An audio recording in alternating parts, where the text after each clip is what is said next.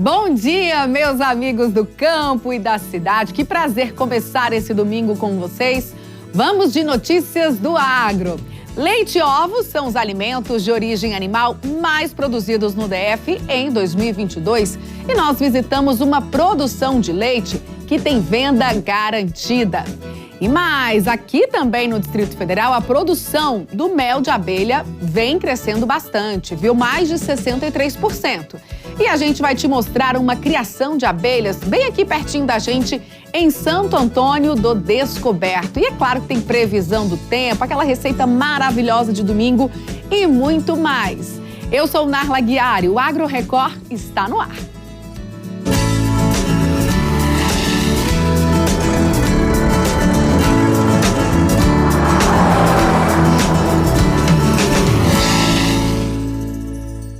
Um levantamento do IBGE mostrou que o leite e os ovos são os alimentos de origem animal mais produzidos no DF em 2022. E nós visitamos uma produção de leite aqui no nosso Distrito Federal. Toda a produção tem venda garantida, viu? Vai para o mercado e também atende escolas. Vamos ver. O movimento é grande na fábrica. Estaciona caminhão, processo de embalagem sem cessar. Tudo isso para trazer o melhor leite para os consumidores do DF. Eu acredito que esse período aí, antes da pandemia e pós-pandemia, nós conseguimos valorizar o produto, né? E com isso o produtor, ele motivou a produção e com certeza hoje o DF, o entorno, né, a gente consegue realmente captar muito leite desses pequenos agricultores, né, motivado realmente pela, vamos dizer, a demanda e o consumo também, né. Segundo dados do Instituto Brasileiro de Geografia e Estatística, o leite foi o produto mais produzido aqui no Distrito Federal, atingindo quase 30 milhões de litros. E aqui nessa fábrica, a única do Distrito Federal, tudo isso que você vê vem do esforço do produtor familiar. O pequeno agricultor, ele é familiar, ou seja, a família trabalha ali no campo. E com certeza a produção de leite, ele é o ganha-pão do produtor. Então todo mês ou quinzenalmente ele está pondo o dinheiro no bolso, né? Então com isso ele motiva, ele realmente acredita no trabalho e produz mais ainda. E aqui nessa fábrica tem uma importância muito grande, não é? Com certeza, essa fábrica aqui da Copa Indaiá, né, dos laticínios Araguaia, ela é movimentada pelo agricultor familiar, né? Então, 95% dos nossos produtores são agricultores familiares. Ou seja, toda a cadeia do leite até chegar na indústria, até o consumidor, quem movimenta ela é o pequeno agricultor familiar. Diariamente, quase 100 mil litros de leite por dia são trazidos para cá, fortalecendo a cadeia leiteira da região, com a produção de leite, queijo, manteiga e outros laticínios, graças a um apoio cooperativo. A cooperativa, ela visa organizar o pequeno agricultor, né? Unir esses agricultores para a gente aproveitar a logística no campo, pegar ali realmente um leite mais reunido e com isso a gente consegue fomentar o agricultor e também movimentar a nossa indústria. E nós hoje atendemos tanto o mercado privado quanto também o mercado institucional, ou seja, o PNAE, que é o Programa Nacional de Alimentação Escolar, né? Hoje nós estamos atendendo em torno de 900 mil alunos com nossos produtos. Um trabalho importante que vem dando resultados no DF, principalmente após a pandemia. Segundo a Emater do Distrito Federal, a produção no ano passado conseguiu chegar ao patamar anterior ao da Covid-19. De acordo com os dados do IBGE, em 2022, o leite e o ovo são os 2 produtos de origem animal mais produzidos no DF.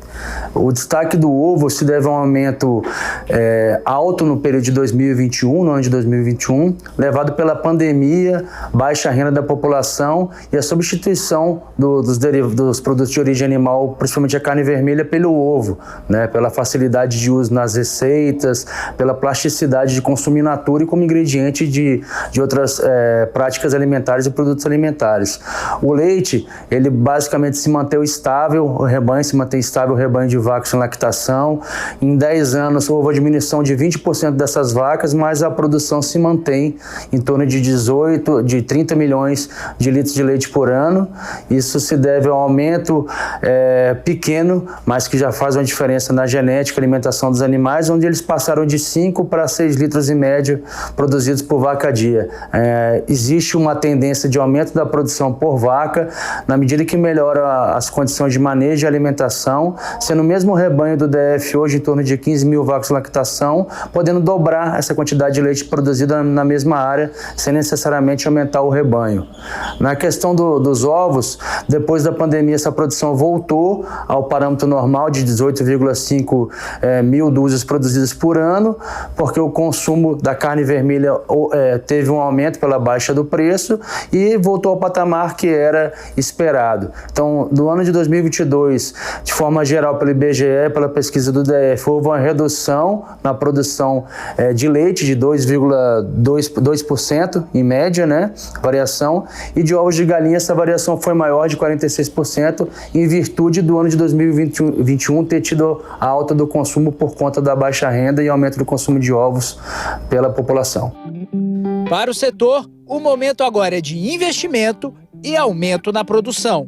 Nós estamos aí realmente com vários parceiros no campo, dando assistência técnica para os nossos pequenos agricultores. Estamos aí com a Sebrae, Senar, que são parceiros, com isso visando o aumento dessa produção no campo e, consequentemente, também aumentando a nossa produção aqui do produto acabado, né?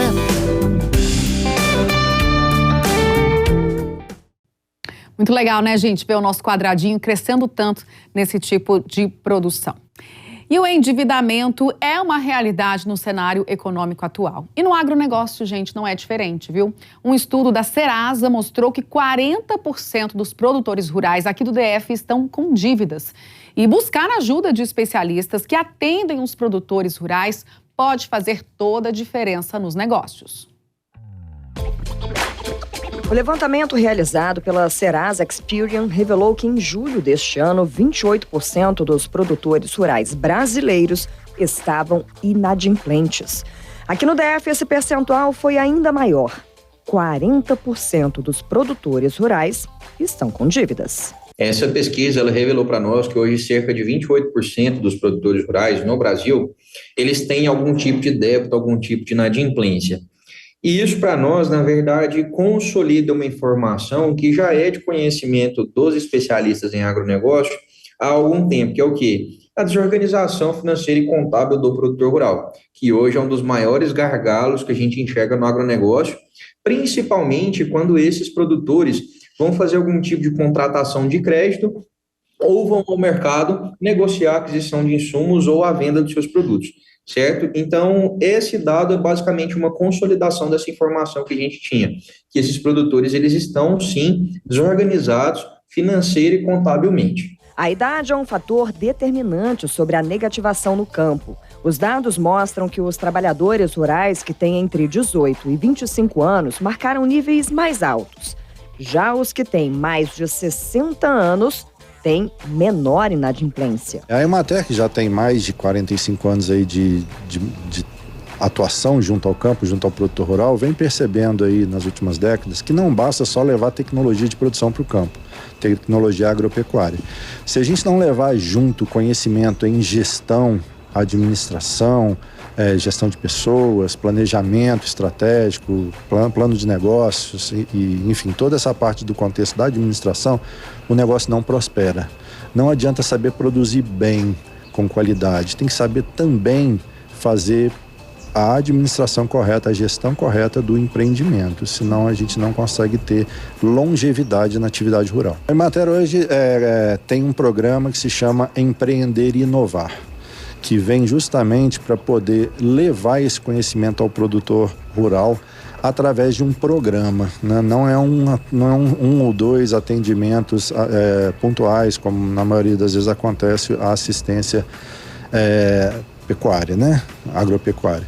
Esse é um programa de médio e longo prazo, geralmente é um processo que dura aí de 1 a 2 anos, que começa com um curso, né, no Empreender e Inovar, para que o produtor conheça o que é o programa, e aí, conhecendo o programa e querendo se inscrever, a gente começa a fazer um acompanhamento, né, no qual nós vamos levar esse conhecimento, que para o produtor é uma novidade, muitas vezes é uma novidade que está fora do meio dele, do ambiente, da zona de conforto dele. Então é uma coisa que ele precisa, inclusive, vencer uma certa resistência, porque vai ter que começar a pensar números, vai ter que começar a anotar, vai ter que começar a fazer uma série de coisas que alteram o hábito do que já está acostumado. Segundo Carlos Eduardo, extensionista rural da Emater, é necessário tratar o homem do campo como empreendedor e não só como produtor rural. A gente chama isso de ressignificância.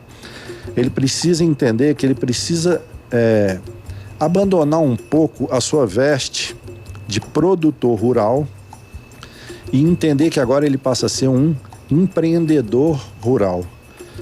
É uma coisa muito diferente uma coisa da outra, tá? O empreendedor rural é aquele que não só sabe produzir, mas sabe fazer gestão. E ao saber fazer gestão, ele prospera. Sem fazer gestão, não há como prosperar. Então, esse processo é um processo lento, é um processo que muitas vezes é difícil mesmo para o produtor, é um pouco sofrido, tá? Por isso, esse programa é de médio e longo prazo.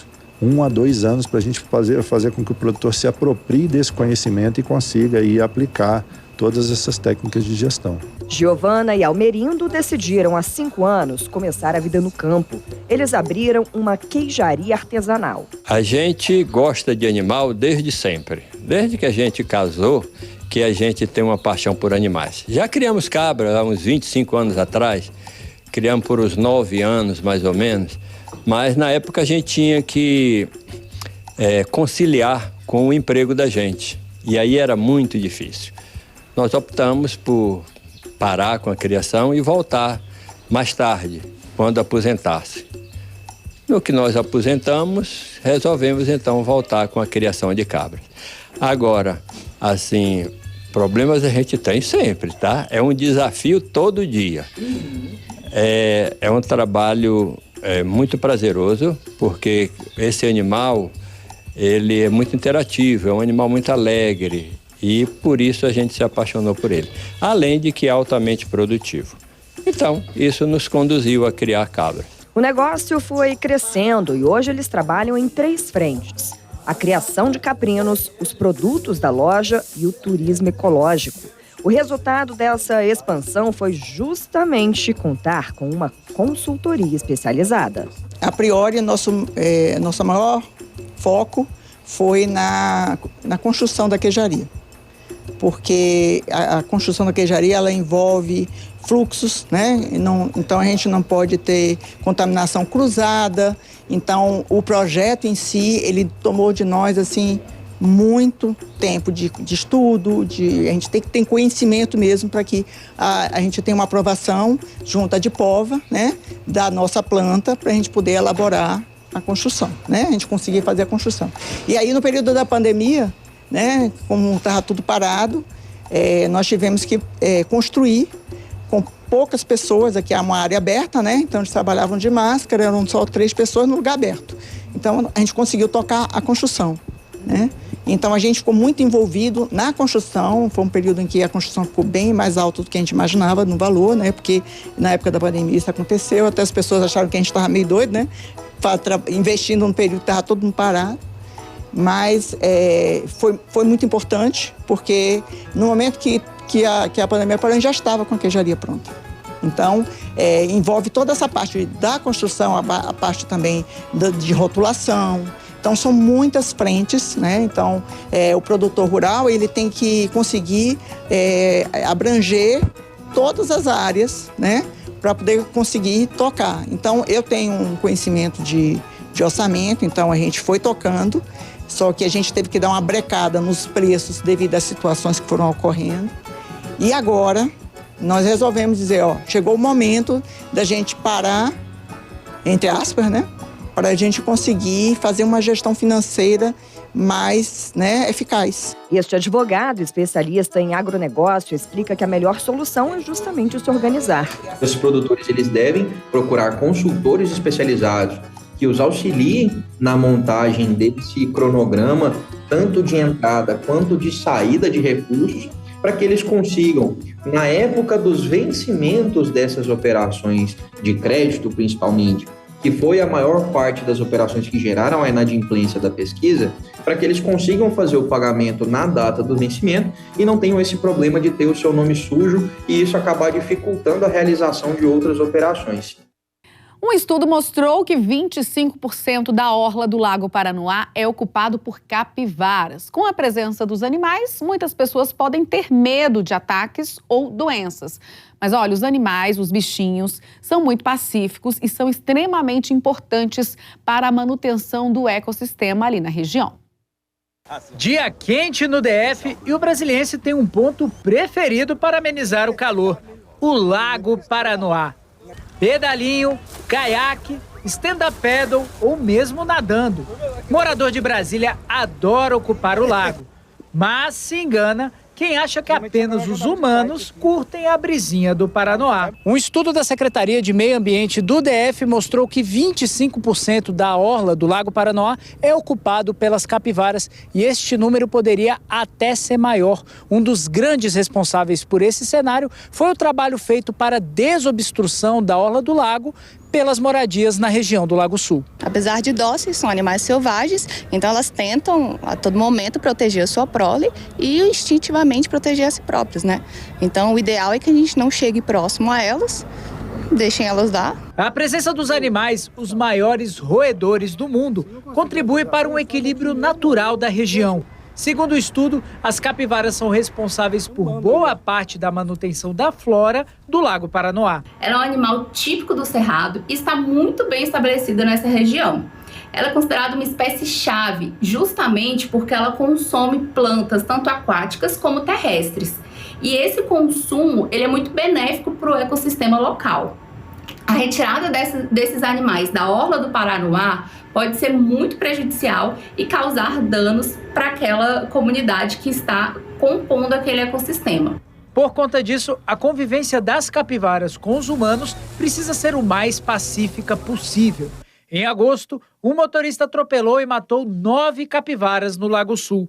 Segundo a Polícia Militar, a recomendação é de se manter distância ao transitar em áreas onde os animais costumam viver. As capivaras, elas são animais silvestres e por isso elas são guardadas por lei. Então está lá no artigo 29 da Lei de Crimes Ambientais que matar um animal silvestre é crime.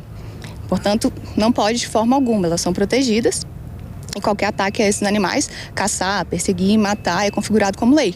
E a Polícia Militar Ambiental, ela atua nesse sentido de coibir o crime ambiental. Outro receio da população é sobre a possibilidade de proliferação de doenças a partir das capivaras. Atualmente, 42 casos de febre maculosa no DF, transmitida por carrapatos, são investigados. Mesmo assim, ficou alerta: qualquer maus tratos aos animais pode ser configurado crime ambiental passível de ser denunciado. Caso o cidadão veja um crime ambiental na hora, ele pode ligar no 190, ele vai ser redirecionado a um operador que vai entrar em contato com o batalhão ambiental e prontamente a gente vai designar uma viatura para atender no local.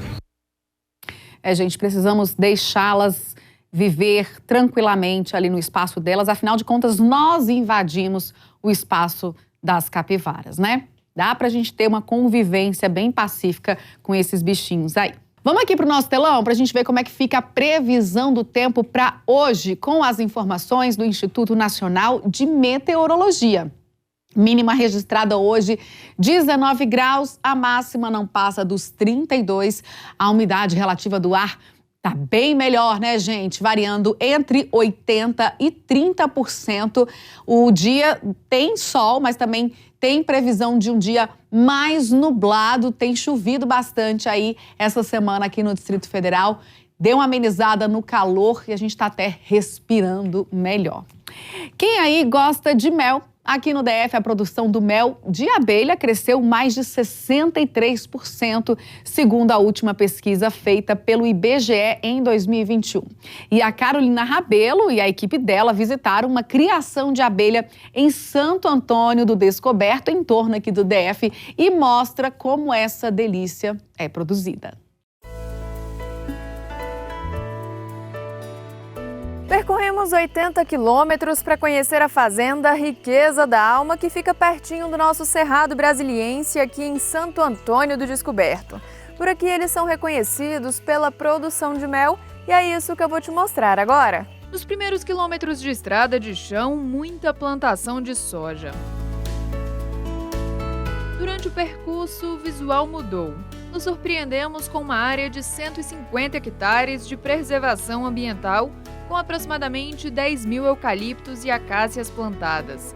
É que para a criação de abelhas, a florada precisa ser intensa. Quando a gente começa a fazer o plantio de árvores exóticas, como o eucalipto e a acácia manjo, a gente está trazendo para a propriedade não só aspectos de aumento de produtividade de mel, mas também de melhoria da qualidade do mel, porque a gente acaba trazendo néctar e pólen de diferentes espécies de plantas e isso traz um incremento, um sabor totalmente diferente. Então aqueles clientes mais exigentes, que gostam de um mel mais claro, mais denso, né, com sabor mais intenso, acaba decidindo por méis dessa natureza, né, eucalipto, acácia manjo e, no caso aí, misturado, né, com as flores do cerrado. Por aqui, na maior parte do ano, tem flor no campo, o que é um prato cheio para as abelhas e que, consequentemente, aumenta a produção. E para os sócios Anderson e Andréa, é motivo de comemoração. Afinal, a produção de mel de abelha teve um aumento de mais de 63%, de acordo com a última pesquisa feita pelo IBGE, e eles fazem parte desse crescimento. Quando a gente entra num sistema de integração lavoura, pecuária e floresta, que a gente intensifica a produção e o plantio de árvores dentro da propriedade, e aquelas áreas que estavam degradadas, né, que a gente começa a trabalhar com o plantio de árvores, evidentemente a gente leva um incremento de produção de mel, né, e essa atividade acaba sendo lucrativa e beneficia não só os consumidores com produtos de alta qualidade, mas também trazendo maior rentabilidade à propriedade.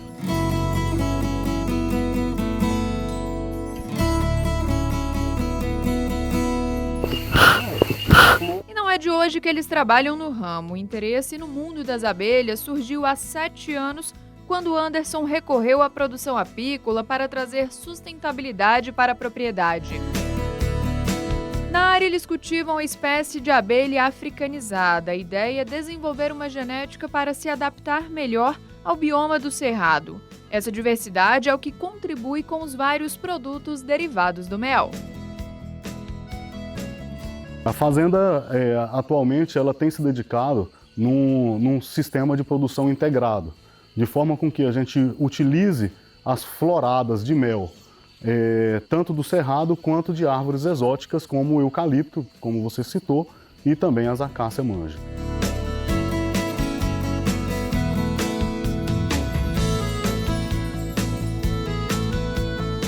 Chegamos agora no apiário e o André colocou todo esse equipamento, nós estamos parametrados, tudo isso para proteção, né, André? Sempre para vir aqui tem que estar assim. Sim, certo. A segurança é a coisa mais importante, né, que a gente preza muitíssimo.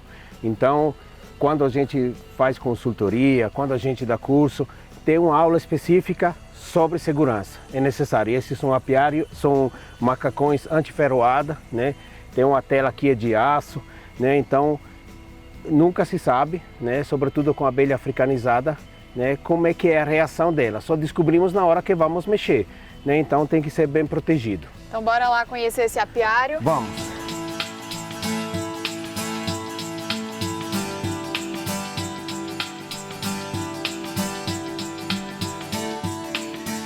Então é um conjunto de colmeias, né?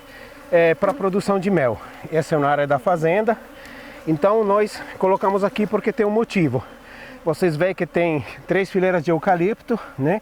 Então essa é a área onde nós trabalhamos, onde nós abrimos. Essa aqui do lado, e não tem nada, é uma área onde o carro acompanha a gente com equipamentos, né? Para levar caixa, tirar caixas, colmeia, né? Então achamos necessário, né? E isso também porque embaixo do eucalipto assim sempre tem aquela sombrinha que ajuda muito, porque dentro na colmeia as abelhas mantêm uma temperatura de 37 a 40 graus, independentemente que lá fora tenha 40 graus. Onde eu morava na Itália era 20 negativo, então elas conseguem manter essa temperatura. É claro que aqui que estamos em um país tropical, essa cobertura assim, que protege, que dá uma sombrinha, sem ser uma sombra muito fechada, ajuda muito.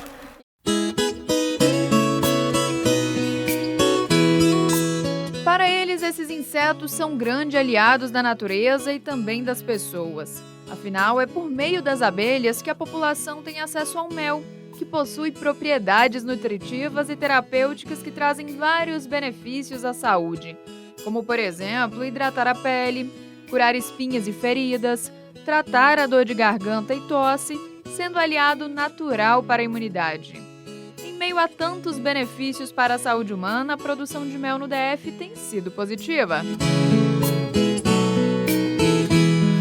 Para este especialista da Emater, a procura pela criação de abelhas caseiras teve um aumento e tem uma explicação. No DF, atualmente, temos 132 apicultores e a nossa expectativa de produção de mel para o ano 2023 está em torno de 40 toneladas. Vale destacar ainda um momento único que nós estamos vivenciando em 2023, que vai ser o acontecimento do 23º Congresso de Apicultura, que é a criação de abelhas com ferrão, e 9º Congresso de Meliponicultura, que é a criação de abelhas sem ferrão, que ocorrerá agora, no mês de novembro próximo. De acordo com os dados de produção agrícola e animal da Emater, em 2022, 106 apicultores estavam associados no DF. Mas nem todos produzem para comercializar. A maioria cria abelhas e produz mel para consumo próprio. A associação calcula a presença de cerca de 100 apiários no DF, sendo produzido no ano passado uma média de mais de 36 quilos de mel. Agora vocês acompanharam aí essa etapa de produção, como que esse mel ele é feito aqui direto no apiário. Nós estamos indo embora com esse quadro, que tem mais de 1 quilo de mel. E aí já rende uma outra matéria, que é a parte da comercialização, da embalagem, né? Sim, claro. Daqui as melgueiras saem prontas, todas embaladas. Nós retiramos, né, sacudimos as abelhas e depois colocamos no carro para ser transportadas até o Palácio do Mel. O Palácio do Mel é uma estrutura da Associação Laboratório com Dipova, né, com todas as normas higiênico-sanitárias. É lá que nós retiramos essa tampinha de cera, colocamos os quadros na centrífuga e depois de lá vai para os potes. E já comercializa. Já sai de lá e já comercializa. Como que é para o senhor trabalhar nessa área há tantos anos e ter descoberto, então, que o nosso cerrado atende muito bem aí essa produção de vocês? Foi uma belíssima descoberta, né? Eu criava abelha já lá na Itália, na minha terra, e foi interessantíssimo porque aqui é um paraíso para as abelhas, sendo que aqui não neva, não gela, né? Então aqui pode trabalhar o tempo todo com as abelhas.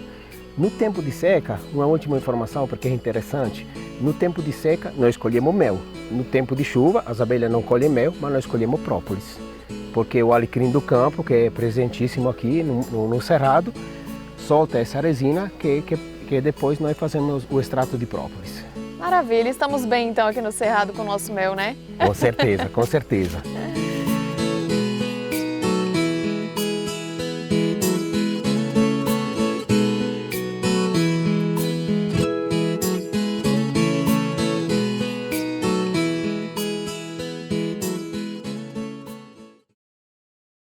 E depois do intervalo, vamos falar sobre soluções para o agronegócio, uma embalagem artesanal que é capaz de armazenar toneladas de alimentos. Eu volto já.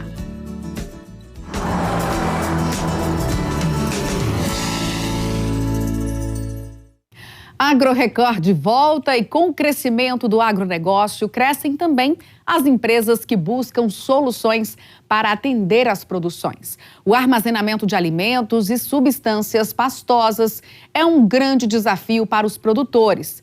No estúdio dessa semana, vamos falar com o Astrogildo Teixeira, que já está aqui no telão. Ele é CEO da AlphaBag, empresa brasileira que é especializada em contentores flexíveis para o agronegócio. Muito bom dia, Astrogildo. Obrigada pela sua presença aqui no AgroRecord.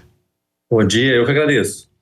Vamos falar então sobre as chamadas Big Bags, que são tipos de sacos que embalam os alimentos, não só alimentos, mas hoje a gente vai focar em alimentos, para que eles possam chegar até a nossa mesa, né? Queria que o senhor explicasse melhor para a gente do que eles são feitos, como é que eles funcionam, quais as vantagens. A gente está vendo as imagens aqui agora, aí eu queria aproveitar e pedir para o senhor explicar realmente para aquele produtor que ainda não conhece esse tipo de produto. Então, o Big Bag, ele é feito de tecido à base de polipropileno, um tecido ecologicamente correto, né? Onde esse material ele é feito, ele tem uma gama de resistência entre o corpo do tecido, né? Para 1 tonelada, 500 quilos, 1 tonelada e meia, 2 toneladas, pode chegar até 3 toneladas uma embalagem dessa. A mais comum no mercado hoje é a embalagem de 1.000 litros, né? Que ela é usada para condicionamento de sementes agrícolas, fertilizantes. Já é bastante utilizado no mercado de agronegócio, principalmente nas cadeias grandes produtivas, que é a exportação e armazenamento e o fertilizante. Agora, Astrogildo, são poucas as fábricas no país que fazem esse tipo de produto, e queria que o senhor falasse um pouquinho sobre as vantagens, sobre o preço, né, o custo-benefício. Então, ele é muito benéfico no mercado de agro em virtude da facilidade em armazenamento. Hoje o grande problema do Brasil hoje é armazenar, a falta de silagem principalmente. Então hoje o produtor rural hoje ele pode comprar esse Big Bag hoje, ele tendo pequeno até um grande produtor, e fazer o armazenamento. E ele consegue também com essas embalagens, com algumas embalagens mais técnicas, ele também consegue fazer empilhamento desse Big Bag, entendeu? Então ele pode fazer lá um ambiente pequeno, ele coloca 1 tonelada e ele pode subir isso 3, 4, 5 camadas de Big Bags para fazer o armazenamento. Tá? E ele também é fácil de transporte, porque 1 tonelada de Big Bag, você consegue transportar isso numa caminhonete, o produtor rural consegue levar isso para o campo. Hoje as máquinas colhedeiras, as plantadeiras, elas estão preparadas já para o Big Bag, entendeu? Então ele é um produto, ele é uma embalagem hoje muito dinâmica, em virtude da facilidade de você preparar ela, construir ela de acordo com a necessidade do plantio. Hoje ela é utilizada no café, ela é utilizada na colheita da laranja, ela é utilizada para exportação de grãos em geral, milho, soja, tanto em navio quanto em avião. Ele é muito dinâmico a embalagem. Sem falar que é uma embalagem ecologicamente correta, né?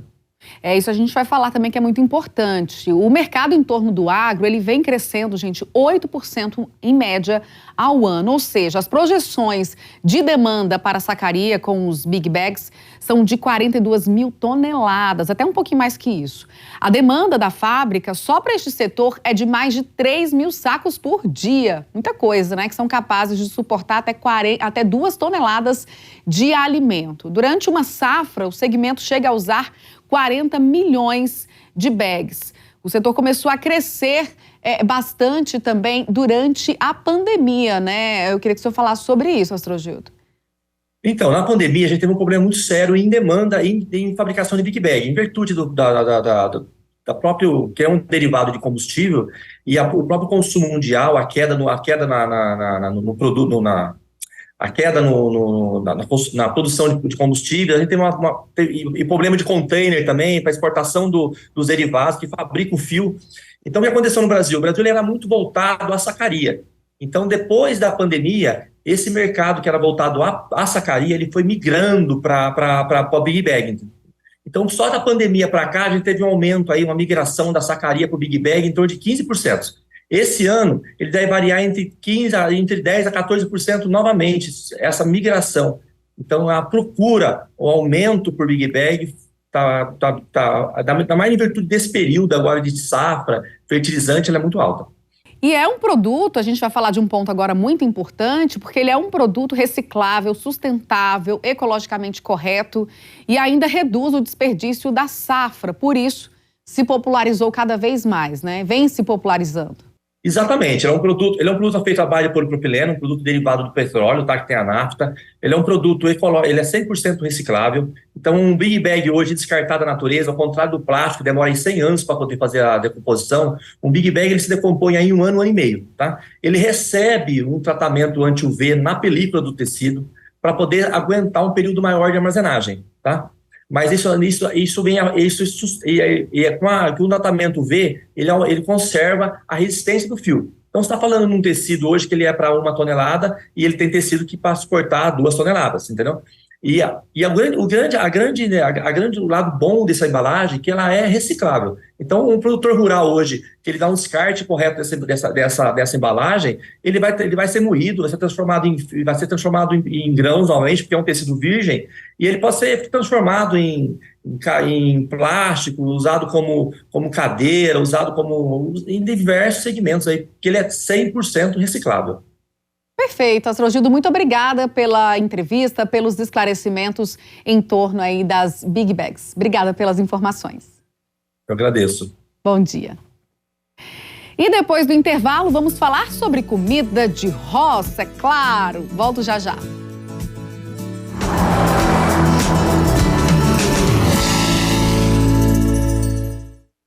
AgroRecord de volta e a comida da roça faz parte da imaginação de quem gosta de sabores do campo, da estrada. Essa reportagem é um prato cheio com tempero da tradição e também da alegria.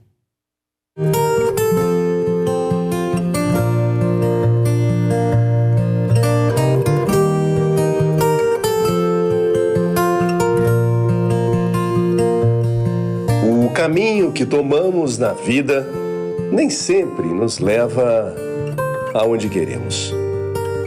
Aí, lá na frente, lembramos daquele céu, do pedaço de estrada, do atalho que nos devolve ao que somos.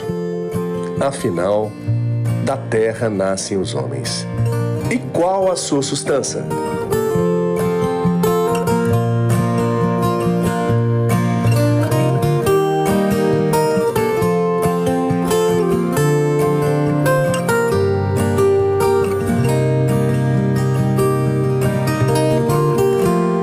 Canarinho na cerca, cachorro latindo ao longe. E é nessa estrada que a gente entrou que o prato da roça começa a te levar aos sabores do mato. Cada homem tem. Mesmo que você more na cidade, seu avô já te contou, sua mãe já te disse como é, já passou numa estrada. E hoje a gente veio aqui na propriedade do Zé Roberto Bruselli. Bom, Bruselli? Ô, Saulo. Beleza? É uma satisfação receber aí o prato da roça aqui na Fazenda Pauzinho. E a ideia é mostrar como é um prato do dia a dia da roça da lida. Como realmente acontece, né?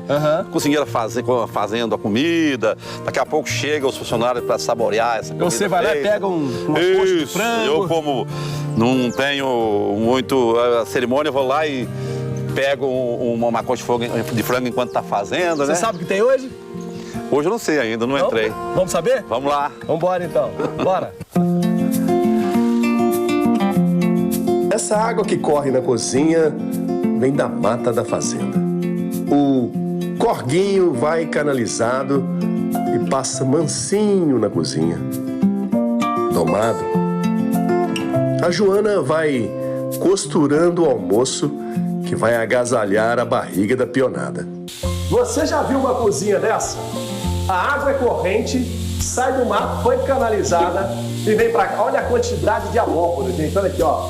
Tem abobrinha, tem abóbora grande. Olha aqui, tem essa abóbora. Eu nem sei os nomes. Quem vai contar pra gente aqui, ó, tem mandioca também. Olha que mandioca boa. Será que essa mandioca tá enxuta? É a mandioca do Chico, não é dura, é macia. Macia? É. Muito bem. Joana D'Arco. Tudo bem, Joana? Tá passando um cafezinho? Muito bom. Joana, o que nós vamos ter hoje pro almoço? mandioca frita, arroz com carne seca, molho de abobrinha e macarrão. E o que mais?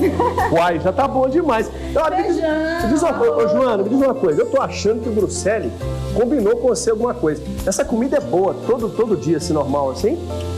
Ou ele falou que a televisão vinha aqui hoje? Falou não, deixou pra falar em cima da hora, já tava... Então já tava preparado? Já. Então a gente vai acompanhar essa cozinha aqui, porque o prato da roça a gente não ensina. Vem cá, você fica perto de mim. No prato da roça a gente não ensina a fazer os pratos, a gente só mostra a alegria que é partilhar a comida da roça com os irmãos, né? Hoje eles estão fazendo a manutenção nas máquinas, lavando o caminhão, ajustando o trem da roça, aguardando a colheita do milho safrinha daqui a 2 meses. Toninho é o chefe da oficina aqui, da fazenda. O pessoal tá fazendo manutenção das máquinas, né? Isso. Plantadeira e tudo mais. Mas o negócio aqui não é o trabalho de vocês. Eu quero saber quem é que come mais da sua turma. Rapaz, que tem uns caras bons de comida, hein? O Zé Roberto tá ali no lavador, bate 2 marmitas e ainda pede mais. 2 marmitas? 2. Aquele ali é o meio quilo, ele é magrinho, mas ele come bastante também. Come bastante também? Come. Nós vamos lá falar com ele então. Pera aí. Você é bom na chave de fenda, mas seu negócio mesmo é um garfo com a faca, que me falaram ali. É, tem que comer bastante, né? O serviço é pesado, né? É, né? Não aguenta parar em pé, né? Pra onde é que vai a comida toda que você come? Vai descendo pra barriga e abaixo aí. Mas e aí? A finura. E aqui? Por que não aumenta? Sei não. Hã? Nós vamos acompanhar você hoje, caboclo. Enquanto isso, lá no fogo, a carne seca vai brilhando. A mandioca fumegante dourando. Artes da Joana. A gente tá vendo a carne seca aí, mas a carne seca, Joana, ela tá só cortadinha, né? Só. Ela tá fritando um pouquinho. Agora eu coloquei ela, escaldei ela um pouquinho pra tirar um pouco do sal, né? Agora eu vou começar a fritar ela pra colocar o arroz. E fica um saborzinho gostoso, né? Fica assim. Você cozinha há muito tempo, Joana? Já faz bastante tempo. É? Eu cozinhei numa cozinha da Granja por 6 anos. Aí depois trabalhando... Então você é especialista em cozinhar para a pionada em... Sim, já tinha... Em um agronegócio, assim? Sim, já tinha. Não é isso?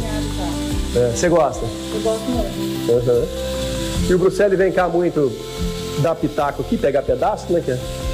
Não, dá pitaco não, mas ele gosta de chegar aqui e comer um ovinho frito, né, Xavier? O marido da Joana tá limpando o milho num cenário de poesia. Francisco, você pegou esse milho na roça ali, não foi? Foi, acabei de colher lá. É. Esse milho tem quantos dias, hein? Esse aqui vai ter uns 60 e poucos dias, mais 60. E tá no ponto pra fazer ele refogado? Tá. É? Tá bom. Olha só. Ah, olha aqui. Olha que beleza. Isso aqui chama boneca do milho, né? Tira, né, ó. Aí, ó. Olha aqui. É. Pronto. Eu dei a minha parte, viu? Fique à vontade aí. A comida do dia a dia na fazenda é muito simples. A despesa é de restaurante mesmo. Essa aqui é a despensa da fazenda e é coisa demais. Né, Bruxelles? Qual a estratégia que você usa para armazenar tantos alimentos aqui, Bruxelles? Toda fazenda, ela tem que ter um cardápio variado. Para ter um cardápio variado, você também tem que ter um estoque, uma despensa que a gente fala aqui, um depósito de produto. E até de panela, olha para você ver como essas panelas são enormes. Então, quando eu estou com 10 pessoas, eu uso panelas mais pequenas. Quando eu estou com 50 pessoas, eu uso a cozinheira, né? Ela vai usar essas panelas maiores. Ela é uma fazenda que ela só planta soja e milho. Então, quando você planta soja e milho, você vai ter para o consumo da fazenda só os derivados de soja e milho. Ô, Bruxelles, você é equilibrista também, não? Eu equilibro bem. Você consegue equilibrar? Ó. Olha aí, ó. Você tá bom. Ó. Só abrir a asa aqui, ó. Se você abrir a asa, Agora segura esses 2 ovos aqui, joga cada um pra mão, vamos ver se você consegue, vai. Não, essa aí o Chico me ensinou, mas eu não aprendi. Vamos lá, hein? Aí, ó. E no tempo que vai demorar, a gente foi dar uma volta. Ó, os meus companheiros nessa reportagem no Prato da Roça, o Bruxelles e o Chico, me chamaram aqui nesse Abobral para me mostrar uma coisa diferente que a gente mesmo que lida aqui com o agro, você da cidade então, talvez nunca tenha visto, que é uma abóbora bicolor. É uma abóbora brasileira, literalmente. Ó, olha aqui. E até as folhas. Ó, olha aqui que bacana. Ó, verde e amarela. Olha aqui que bacana, olha. Parece que foi desenhada, né, você? E olha as folhas. As folhas bem verde e amarela. Ó, tem outra aqui, ó. Olha as folhas verde e amarela. Essa aqui com o amarelo mais nítido. Agora, a minha pergunta é a seguinte. Onde ela é amarela, por dentro também é amarela. E onde é verde, ela é verde, assim ou não? Não, é. É assim? E é mesmo, olha ali. E é verdade, olha, rapaz. Onde é verde, olha aqui, é verde. olha aqui, é verde, tá mais esverdeado. E aqui é amarelo, tá mais amarelado. Essa é a palma tão utilizada para alimentação de gado e até de ser humano no Nordeste brasileiro. Aquela é um fruto? E aqui tem o fruto da palma aqui, que chama o figo da palma.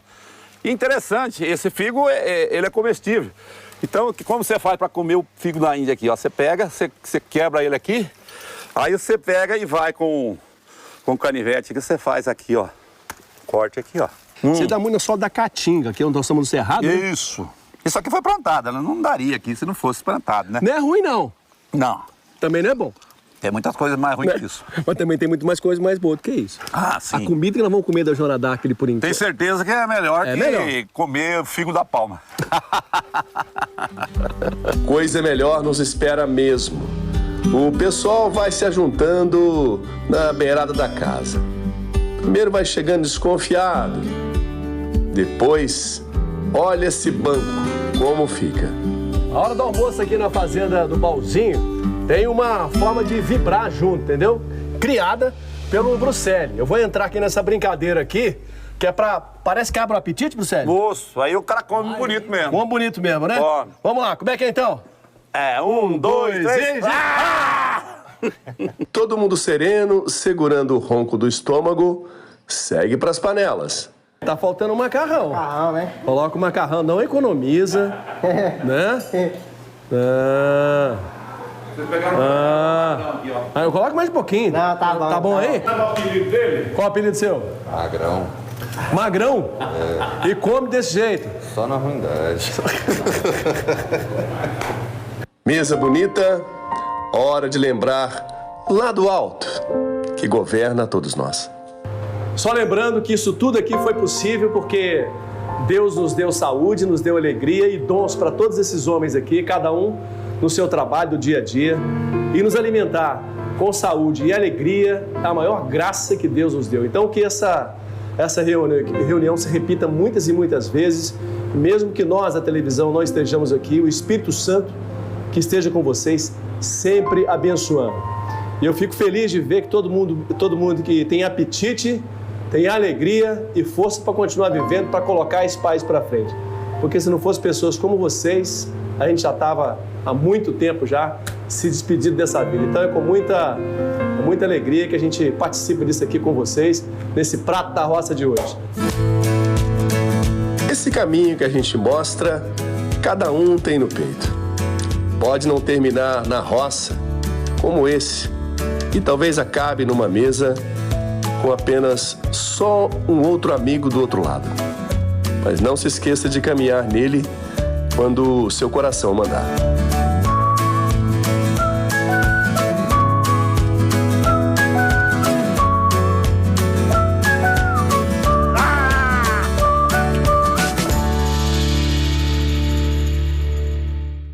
Imagens que alimentam a nossa alma, comida que alimenta o nosso corpo, realmente o campo é bom demais.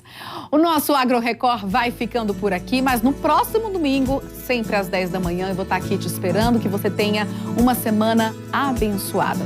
Beijo grande e até domingo que vem.